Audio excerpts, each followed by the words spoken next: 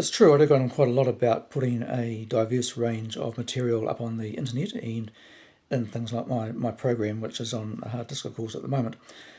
And I guess by that I mean diverse in terms of what's available, which would be audio, video, written, and images such as photos and so on. So yeah, I do that, and I guess I also talk a lot about diverse placement in terms of putting it in many different places on the internet, as many as possible, and also trying to put a good range of, I guess, types of material such as podcasts and comments, and using, I guess, services like we've got now, like Twitter and Facebook, and using everything that's available and putting it all over the place. So that's definitely true. And the reason for that is basically diversity, I think, is really, really important. That you can't go on the old idea that you need to be in one place only anymore, because you just can't rely on any one place being available in the future. It's a bit like putting your entire self into one book or one diary and hoping that diary will last forever, when in case it could obviously be burnt down in a building, or it could get lost, or it could get put behind a bookcase and never be seen again. You just can't put everything into one place. So really, really essential that that is, I think, done. The other reason for doing that is that, as I point out, and again in many places, is that eventually a lot of this material will be able to be brought back together and collated in various ways, and the systems that are doing that are already getting very sophisticated. So for example, it might be quite a lot about what you're saying about, for example, this topic about diversity, and you might have that in, say, 25 different locations, and you might actually have it in 2 or 3 different media, like a video about it, like this one here, and a bit of written about it, and maybe a bit of audio about it, and so on. So that could be in different places as well. So there could be a factor of maybe 20 or 30 different repositories of information that I've made about this particular subject, diversity of material and placement on the internet.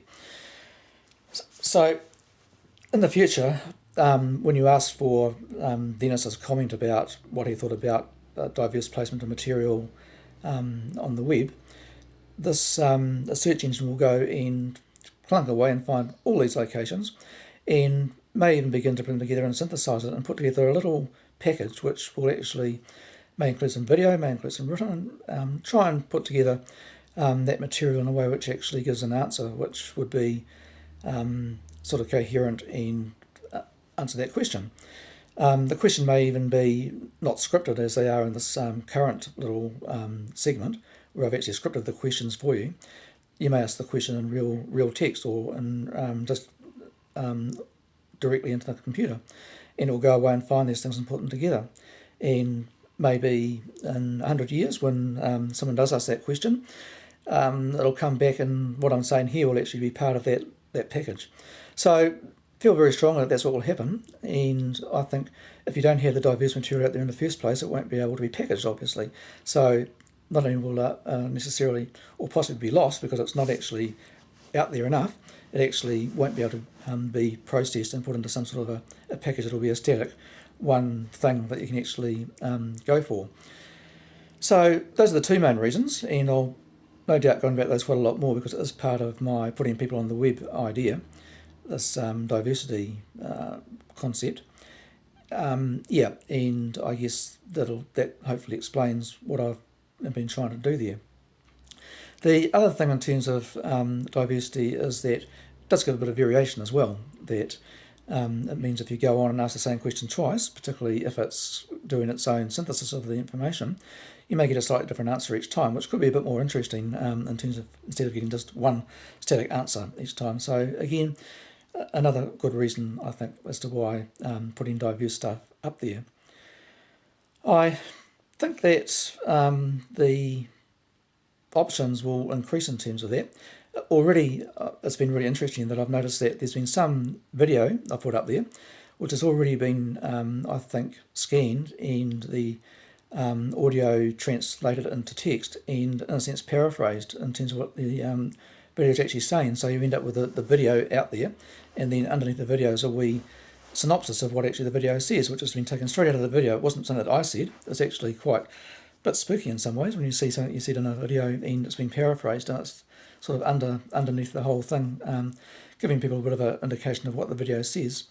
So I'm really not off left field in terms of my ideas here. That's very, very early days, and that's already happening. Just imagine what's going to happen in terms of the overall development in that area. So absolutely get as much out there as you can in as diverse ways as possible as you can, and just keep it flowing out there, get it out there. And that's, I guess, answers that question. I'm just trying to get as much out there as I can. And one day people hopefully will find that useful, but if not all of it, at least part of it. And hopefully the systems that are developed to actually extract the material from it will be extract the interesting parts and the good parts, but there will be a lot there that they can actually work with, and that's my aim, and I'm still working on that.